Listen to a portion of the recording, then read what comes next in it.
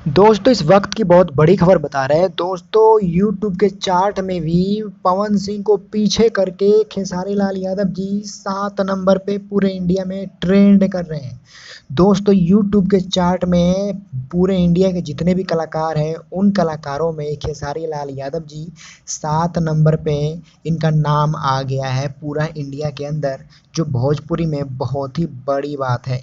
दोस्तों पवन सिंह को पीछा कर दिया है। पवन सिंह से हर चीज़ में खेसारी लाल यादव जी आगे होते हैं।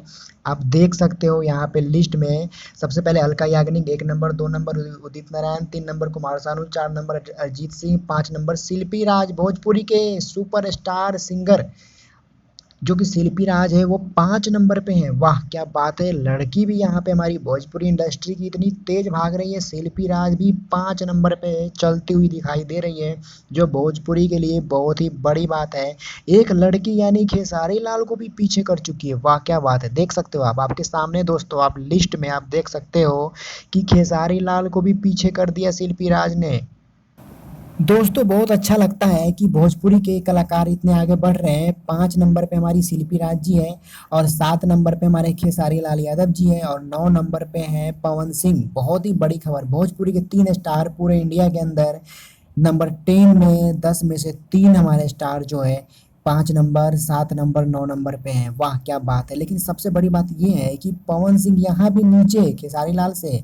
ये सबसे बड़ी बात है। बहुत अच्छा लगा न्यूज को देख के। आपको कैसा लगा?